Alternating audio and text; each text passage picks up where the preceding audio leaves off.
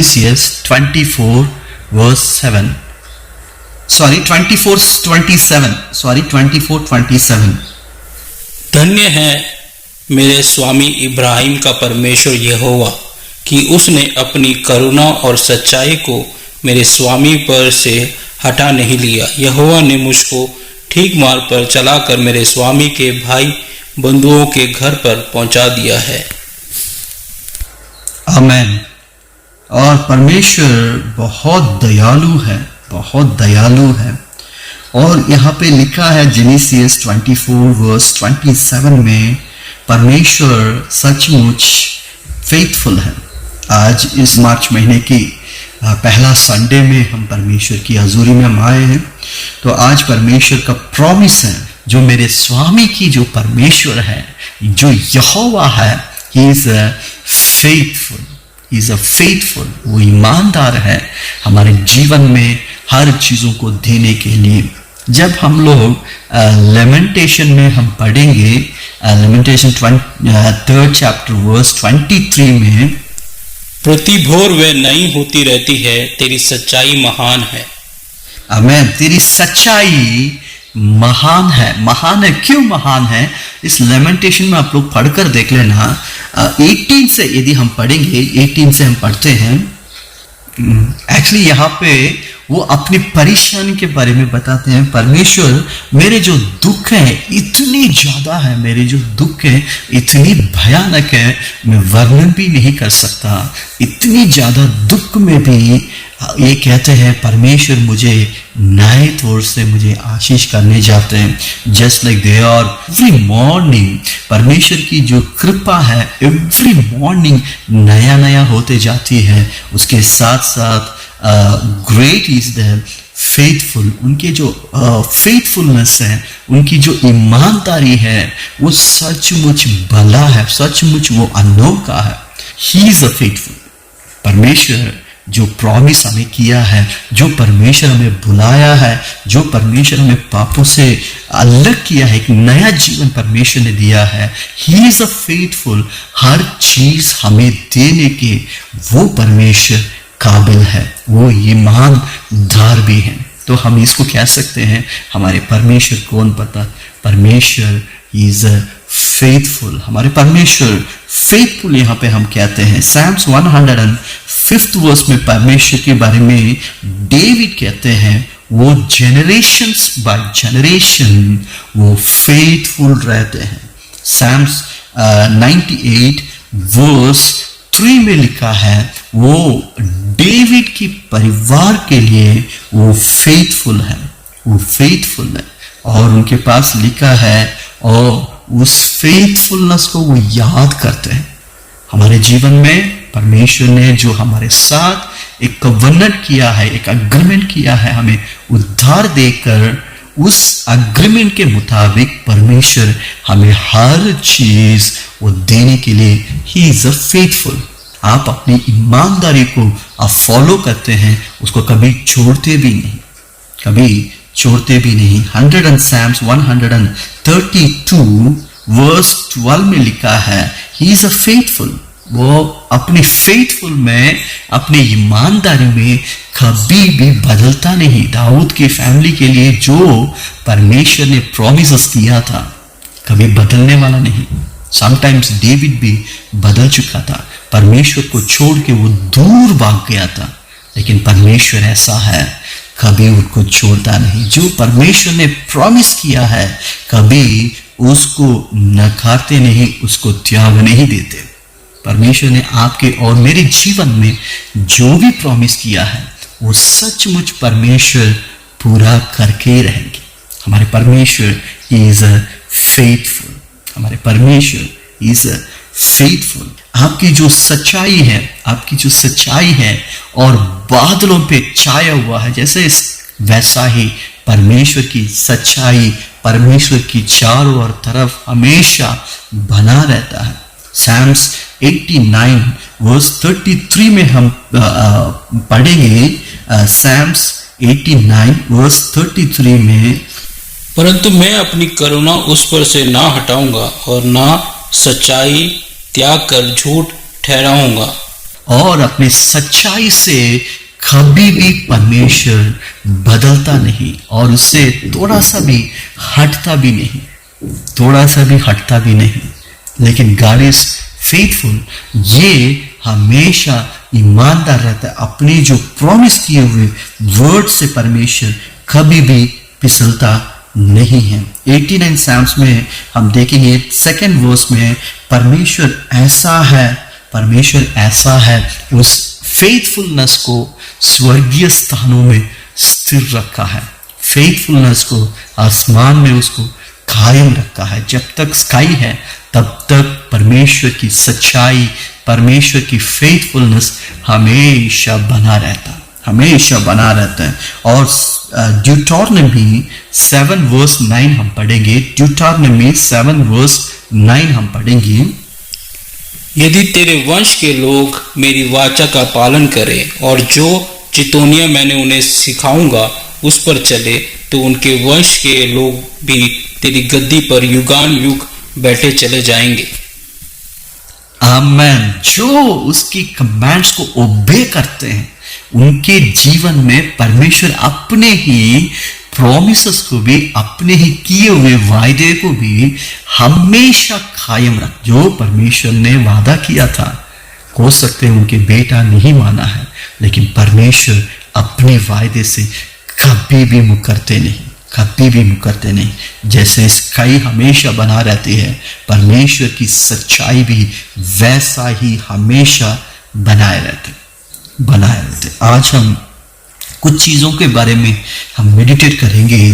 परमेश्वर हमारे जीवन में किस तरह अपने फेथफुलनेस को कायम रखते हैं, और फेथफुलनेस, परमेश्वर जो फेथफुलनेस है, और जेनेसियस में 24 वर्स 48 हम पढ़ेंगे। जेनेसियस 24 वर्स 48।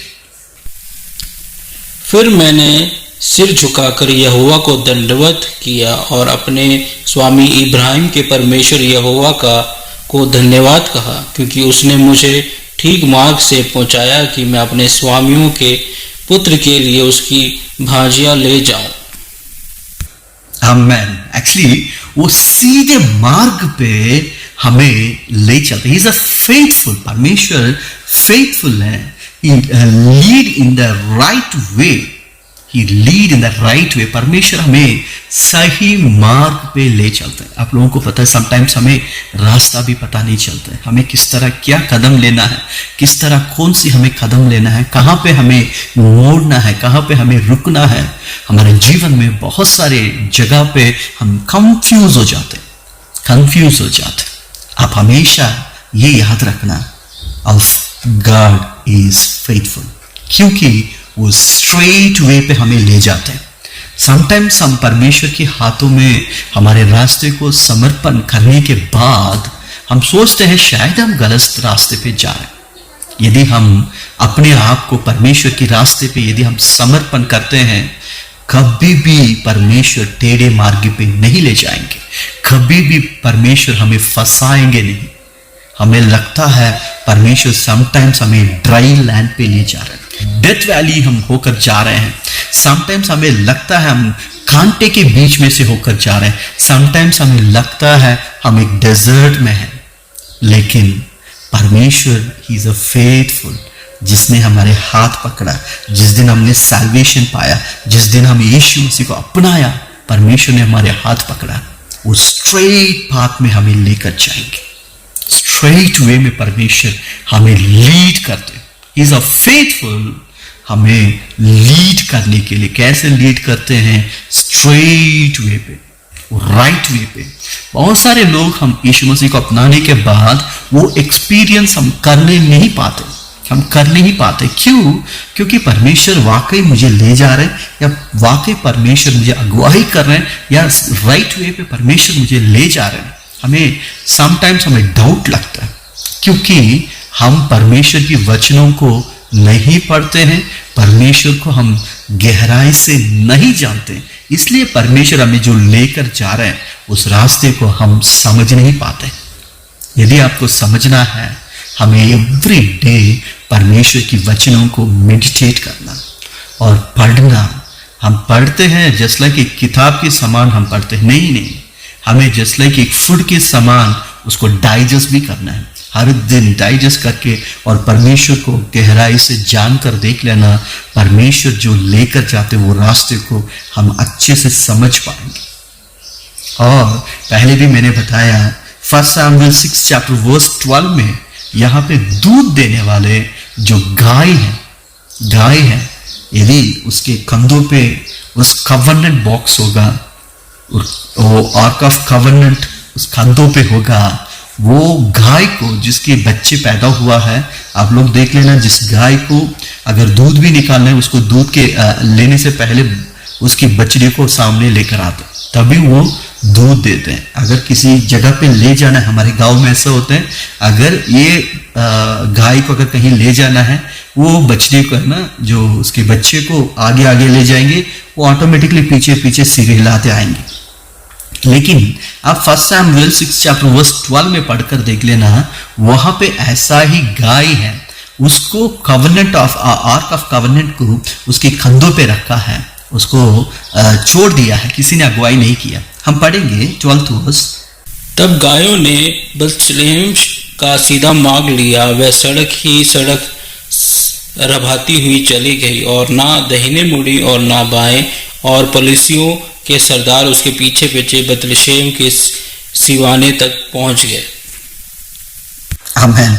उस देश की बॉर्डर तक आप लोग पढ़ के देख लेना, उसकी बछड़ियों को बाहर शहर के अंदर बांधा हुआ था, दूसरे देश की बॉर्डर तक।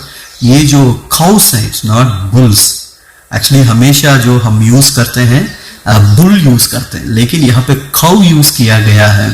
वो काउ ऐसा है, हमेशा अपने बच्चे की तरफ अपनी ध्यान रखते हैं, लेकिन जब वो आर्क ऑफ कवेनेंट उसकी कंधों पे आ गया, वो आर्क ऑफ कवेनेंट आने के बाद होली स्पिरिट ने उन्हें लीड किया था सीधे मार्ग पे। हमें भी हो सकते हैं हमारे फ्लैश हमें खींचता होगा, हमें और कहीं मार्ग पे ले जाएगा, लेकिन यदि हम परमेश्वर के वचनों को सुनते हैं, परमेश्वर के साथ एक अच्छे रिश्ता बनाएंगे, परमेश्वर हमें सीधे मार्ग पे ले जाएगा। परमेश्वर हमें सीधे मार्ग पे ले जाते हैं। ही इज अ फेथफुल, सिर्फ राइट वे पे ले जाने के लिए भी नहीं, he make you great. He is a faithful. Abraham को परमेश्वर ने प्रॉमिस किया था, मैं आपको ग्रेट बनाऊंगा। परमेश्वर उसी वचन के मुताबिक उन्हें वैसा ही बनाया। परमेश्वर भी हमें प्रॉमिस करते हैं। Psalms 89 verse 24 में हम पढ़ते हैं, परंतु मेरी सच्चाई और करुणा उस पर बनी रहेगी और मेरे नाम के द्वारा उसका सिंह ऊंचा हो जाएगा। सिंह को परमेश्वर ऊंचा किया, उनके हॉर्न को परमेश्वर ने ऊंचा किया है और उनको रैंक को बढ़ाया, उनकी पोजीशन को बढ़ाया, उनकी लाइफस्टाइल बढ़ाया। परमेश्वर ने उनकी जीवन को बदला है।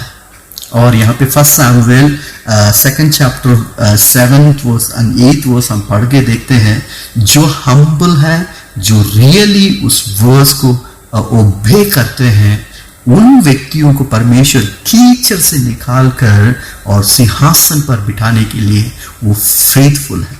अन्ना ने ये गीत गाया, परमेश्वर यू आर फेथफुल परमेश्वर, क्योंकि आप कीचड़ से निकालते हैं और सिंहासन पर बिठाते हैं। हमारे परमेश्वर यदि हमें सिंहासन पर बिठाना है, ही इज अ फेथफुल, हमें अच्छे से समझना चाहिए। ही इज अ फेथफुल, वो हमारे जीवन का भलाई करने के लिए और हमें ऊंचे बनाने के लिए ही इज अ फेथफुल। कभी कभी हम भी दुख लगते हैं, हमारे ऑफिस में सब लोगों को प्रमोशन मिलती है, हमें नहीं मिलता। हम इतने फेथफुल हैं, हम इतने परमेश्वर की भाई मानते हैं, हम इतने परमेश्वर के संग संग चलते हैं, लेकिन समटाइम्स हमें जो रैंक्स नहीं मिलता, जो प्रमोशंस नहीं मिलता, हमारे जो भलाई नहीं होती ऑफिस में, तो हम बहुत दुखित हो जाते हैं। हम सबके लिए अच्छा करते हैं ब्रदर, लेकिन मेरे साथ बुराई होता है। नहीं, आप अन्ना की जीवन में देख लेना, हो सकते हैं सम टाइम परमेश्वर हमें लगता है हमें अंधेरे में छोड़ दिया, हमें कोई रेगिस्तान में परमेश्वर ने छोड़ दिया, नहीं नहीं, कभी भी परमेश्वर हमें रेगिस्तान में नहीं छोड़ता, कभी भी नहीं छोड़ता। ही इज अ फेथफुल। परमेश्वर हमारे सिंह को ऊंचा करेगा परमेश्वर। और फर्स्ट पीटर में लिखा है, first Peter 5th chapter verse 6 में, इसलिए परमेश्वर के बलवंत हाथों के नीचे दीनता से रहो, जिससे वह तुम्हें उचित समय पर बढ़ाए। इसलिए पीटर कहते हैं भैया आप उस हाथ के नीचे हमेशा अपने आप को हम्बल करके रख के देख लेना, सचमुच परमेश्वर आपको ऊंचा करेंगी। और जेम्स भी यही कहते हैं, जेम्स 4th chapter verse 10 में लिखा है, जो हम्बल है परमेश्वर उन्हें ऊंचे करते हैं। हम बड़े सीरियस रहे इस बातों पे। हम प्रमोशन हो, हमारे जीवन का कोई भी तरक्की के लिए हम शॉर्टकट्स कभी भी यूज नहीं करना, हमें शॉर्टकट्स कभी भी यूज नहीं करना है। Be humble. हम परमेश्वर के हाथ में अपने जीवन को हमने समर्पण करके और परमेश्वर के हाथों में रहें। चाहिए हमारे पूरे ऑफिस इतनी तब्दीली हो जाए, इतने ट्रांसफॉर्म हो जाए और कहीं पर भी पहुंच जाए, कोई दिक्कत नहीं। ये नहीं मतलब हम और उसी जगह पे हमें बना रहे। परमेश्वर एक दिन हमारे सिंह को ऊंचा करेंगे जरूर। परमेश्वर हमारे सिंह को ऊंचा करेंगे। तो इसलिए हम क्या करें पता है, हम अपने आप को हम्बल करते हैं। Is a faithful. उनके ऊपर हम विश्वास करेंगे, उनके ऊपर हम भरोसा करते हैं। परमेश्वर हमारे सिंह को ऊंचा कर सकते। कैसे ऊंचा करेंगे? समटाइम्स यदि हम ऊंचा करने के अपने प्रमोशंस की जब हम कोशिश करते हैं, कुछ ही प्रमोशंस परमेश्वर हम हमारे सोच के मुताबिक हम ले सकते, लेकिन परमेश्वर यदि करते हैं, Psalms 92 verse 10 में लिखा है, पढ़ेंगे ये कैसे लिखा है, हमारे जो सिंह, हमारे हॉर्न जो कैसे परमेश्वर ऊंचा करते हैं। परंतु मेरे सिंह को तूने जंगली सांड का सा ऊंचा किया है, मैं टटके तेल से भी चुपड़ा गया हूं।